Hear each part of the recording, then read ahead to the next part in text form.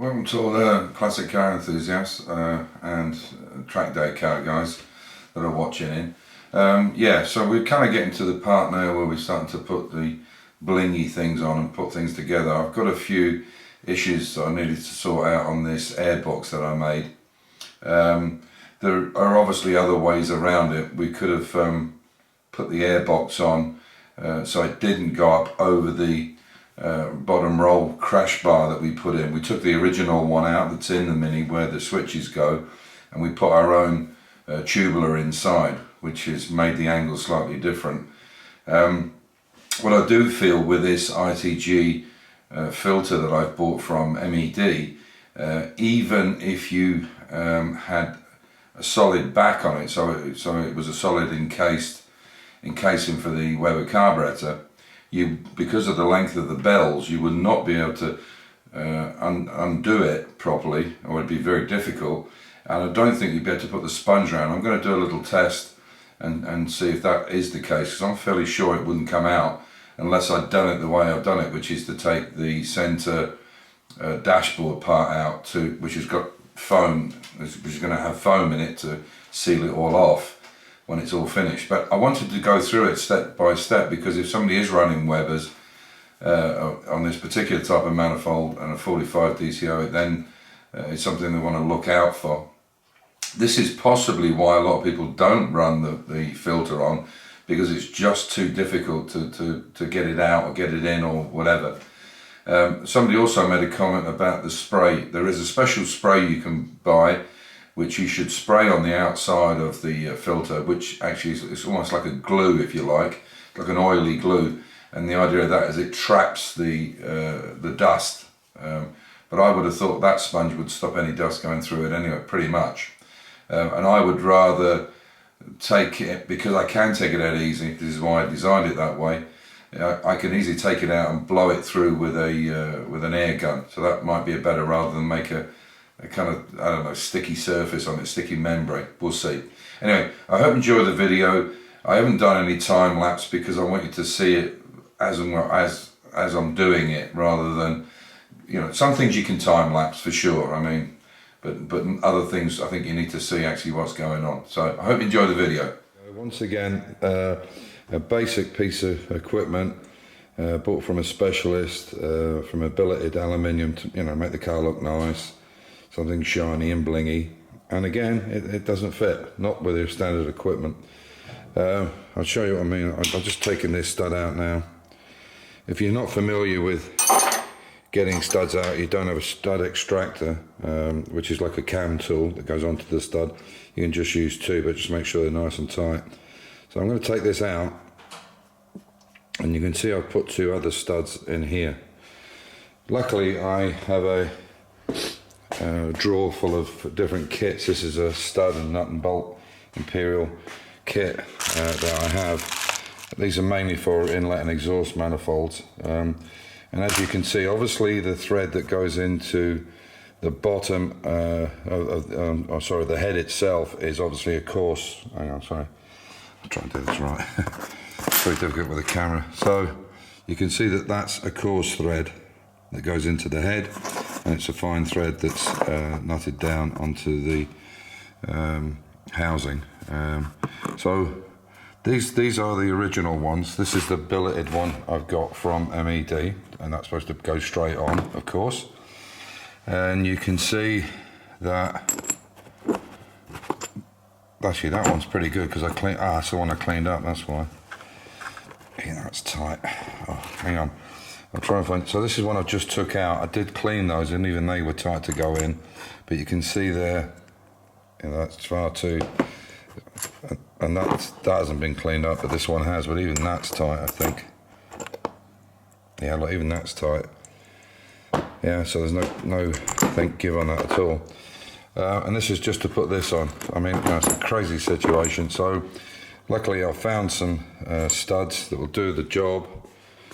I've put these two in and tightened them already. It's a simple little job, like a, and you can see, oh sorry, my phone's going. Okay, so as I said, I've got two studs in. I have to make the other one up there. This is again another situation. Now if I put that on there, fits perfectly. every hole. No problems at all. Okay, and same with this one. So the tolerance is good there. You can see it'll fit on any hole I want to put it in. Then, when I come to line it up,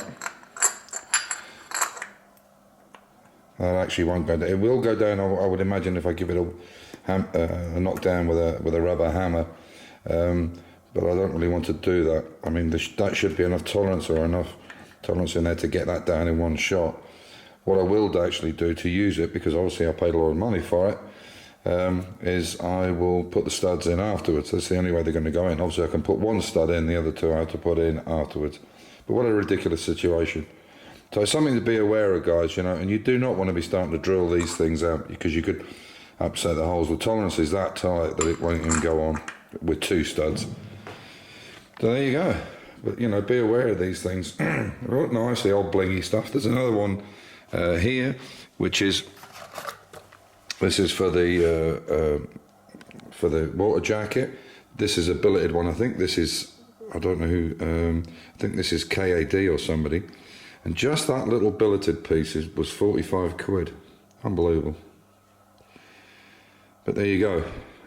It's aluminium, it's light, and this is what you pay for. You pay for the shiny bits, you know. I'm not sure if it's CAD, I'll find out. I actually got it from Paul Jeffries, so. Anyway, and that's got to go on. It was on the engine, but I don't know what. Oh, we took it off to put the, I bought these off Paul. These are the lifting eyes, which I think are about a £5, I think, which are well worth having. Anyway, so there you go. Silly little problem. So there's basically a 5-minute job that took about 20 minutes, and I had to find parts to put it on. So basically what I did is I put this on, this thermostat housing. I put one bolt in the back. Obviously I had brand new cork gasket on it, and then I had to put each one in, because you couldn't wiggle them down, not even with two. Only one it would go down. So you can see it's all on now. And there's that heater bypass there, or the N1. Yeah, so little tiny job like that becomes a faff because the tolerances are too tight. Anyway, so I've done a bit more modification on the box. You can see I've cut the top out there so I can get in a bit easier. It's easy enough to put it on with a screwdriver. The issue really is on the bottom here. I'm going to have to go down with this pan a little bit, but then that interferes with the pedal box going backwards and forwards, well, one of the bolts. So I'm in a bit of a quandary what to do. I've changed the adjustable one for a solid stabilizer, top stabilizer, and that's about as long as you can get. And obviously that's going to interfere with the angle of the engine if I try and make that longer to raise this carburetor up. So I think the best thing, the most sensiblest thing to do is, you can see where the issue is I have to push this forward for it to clip on. So I'm going to have to make some new clips for it. I had to cut the very, very, very tight plastic clip on the back, and I'll show you that in a second. But you can see that needs to go forward. So I need to take a small amount out here to get that movement. So get the screwdriver, and you can see I can find it. So I can just turn that and get it up and get it off. And you can see there on the bottom, I've had to cut it off. There's like a little clip goes on there, and it's just impossible to get my finger under there and push it up or get it deep enough here. I could have maybe, on here, I could have maybe bashed in, but you can see the very small amount of room there. So it needs to be deeper. And I could just kind of bash it down. That's not really a problem. It's the back end where the issue is. So, yeah, another problem to solve. What I'll do with this now, this is quite hard, this plastic on the side. So what I'll do is I'll make a couple of clips, L-shaped clips that go on there that you can just hold in from the back. So you can just put your hand in and just give them a little nip up so that it's all tight, because obviously you want a good seal all the way around. I couldn't see any other way to do that. So that's where we are, and I'll make a new piece for that opening that I've made at the top there, and should be no problem. But the engine's extremely stable, and it's going to have 3 stabilizers on it. It's going to have this one on the top, it'll have one on each side on the subframe, one on this side, one on the other side, and if necessary I can even put the extra one that goes across, the adjustable one that goes across onto the thermostat housing, but I'm not sure you can get them on without the extension piece on it. Anyway, I think 3 will easily keep it nice. I mean, you can see it's as solid as a rock there, and that's going anyway. But you know, when it kicks over, I don't want the carburetor hitting the box inside when the initial start, because they do rock a bit when they initially start up. Yeah, we'll have to see. Otherwise, we'll have to modify it. Another job on the list. It never ends, doesn't it? Some stuff that I picked up from Max while I was in the UK. There's a brand new 5-speed gearbox there, and one box is the parts that he used on my car, like the new pistons, and the other box is some of his own stuff that he wanted me to pick up. So, become a courier service. So this is the nice thing about having a 4-poster with a pit with a central jack in it. You can do things like this very easily. A lot of people ask me why I went for a 4-poster and not a 2, and I've used many 2-posters and 4-posters in my time. The older ones, the old Bradbury ones, used to have what they call a wheel free on, which was 2 steel bars you put in the centre and drove the car up, and you could drop the ramp down and keep the suspension up. But this is a perfect scenario, especially for me being older. With a 2-poster, they do save a bit of room, but they can be tricky depending on where you want to put the body on the car. And the other issue with it is you've got to get down on your knees underneath and make sure that the bars are in the right position, or the pins that screw up and down, you need to get them all, and it's a bit of a faff. This is why it's easy to drive on. Anyway, bottom line is I've got it off. You can see that's a quick release system. You can see it on the back here. See, it's just a V that goes in the back, and then a pin goes through that, which is this pin here.